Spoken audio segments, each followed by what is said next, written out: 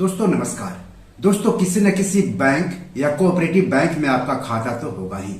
तो अगर आपका बैंक खाता उत्तर प्रदेश के बिजनौर के नगीना स्थित यूनाइटेड इंडिया कोऑपरेटिव बैंक में है तो आपके लिए बुरी खबर है।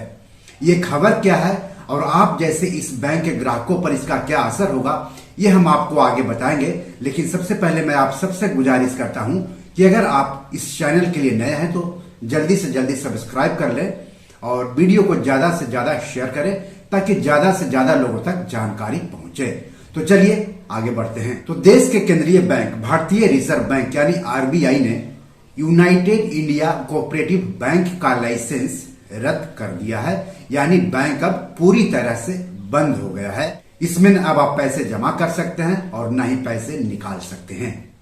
लाइसेंस रद्द कर दिए जाने के बाद अब बैंक ने 19 जुलाई 2023 से बैंकिंग कारोबार बंद कर दिया है, यानी बैंक के बैंकिंग कारोबार पर पूरी तरह से अब रोक लग गई है। रिजर्व बैंक ने इसकी जानकारी दी है। रिजर्व बैंक ने कहा है कि 14 जुलाई 2023 के आदेश के जरिए यूनाइटेड इंडिया कोऑपरेटिव बैंक का लाइसेंस रद्द किया गया है।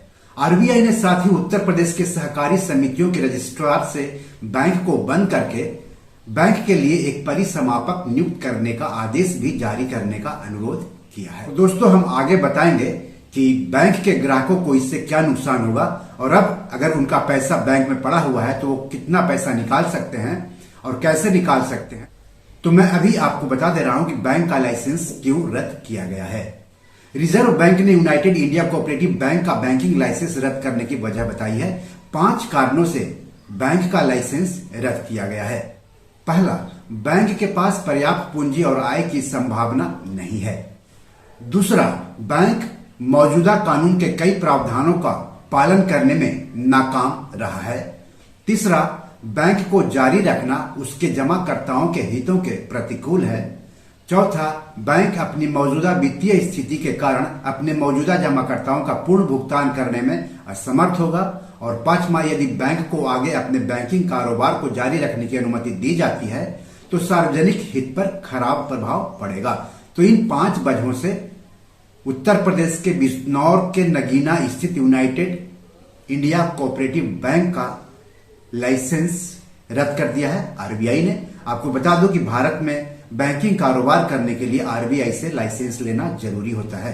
रिजर्व बैंक ने आगे कहा है कि बैंक का लाइसेंस रद्द कर देने के बाद यूनाइटेड इंडिया कोऑपरेटिव बैंक को तुरंत प्रभाव से बैंक कार्य विनियमन अधिनियम 1949 की धारा 56 के साथ पठित धारा 5B में परिभाषित बैंकिंग कारोबार, जिसमें दूसरे काम के अलावा जमा राशि को स्वीकार करना और जमा राशि की चुकौती शामिल है, पर रोक लगा दी गई है। तो दोस्तों यूनाइटेड इंडिया कोऑपरेटिव बैंक तो बंद हो गया है।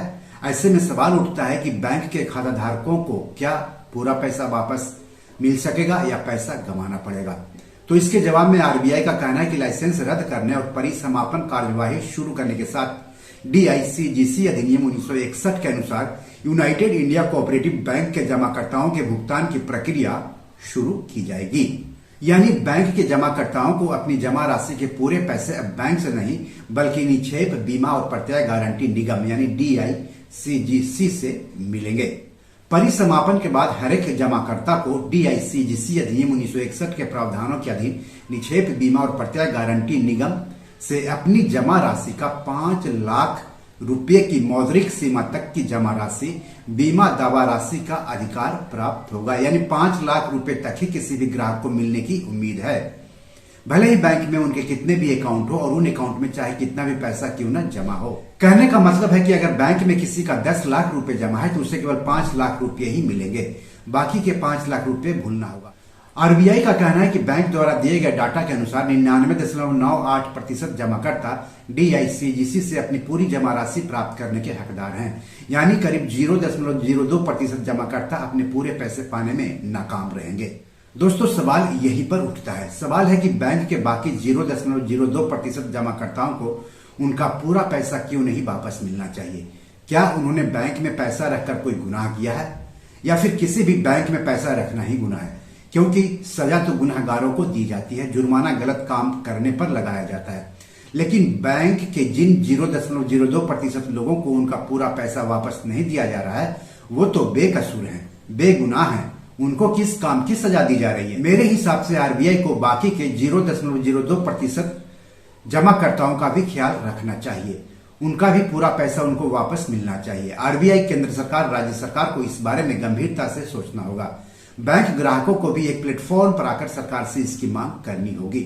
सरकार और आरबीआई को बैंक के लाइसेंस रद्द होने या डूबने की स्थिति में सभी बैंक ग्राहकों के पूरे पैसे वापस दिलाने के लिए कानून बनाना चाहिए।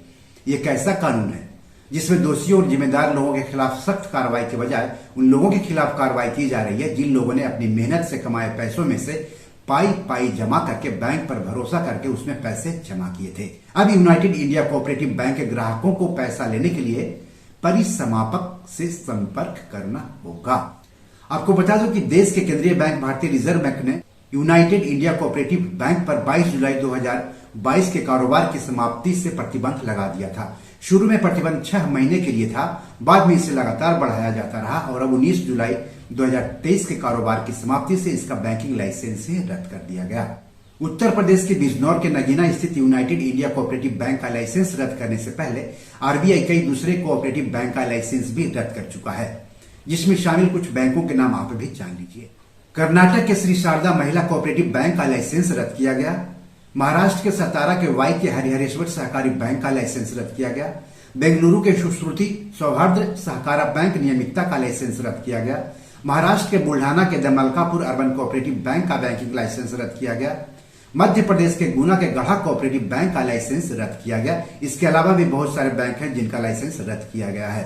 तो दोस्तों, किसी भी बैंक में, खास करके कोऑपरेटिव बैंक में अगर आप खाता खुलवाते हैं या फिर आपका पैसा है, तो आप अपने बैंक को लेकर और साथ ही साथ अपने बैंक खाते को लेकर भी सतर्क रहें। जहां पर आपका खाता है या जिस बैंक से आप संबंध रखते हैं उसके बारे में जानकारी लेते रहें, उससे जुड़ी खबरों पर नजर बनाए रखें, क्योंकि पैसा आपका है और अगर आपका पैसा डूबता है तो नुकसान आपको होगा। तो बी योर मनी मैनेजर में आज इतना ही। धन्यवाद, नमस्कार।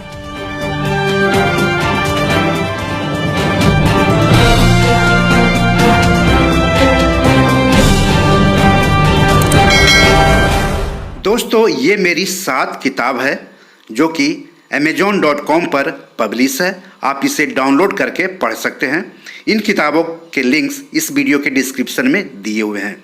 इन 7 किताबों में से 5 किताब मनी मैनेजमेंट पर है, यानी पैसा निवेश करके अधिक पैसा कैसे कमाएं पर आधारित है।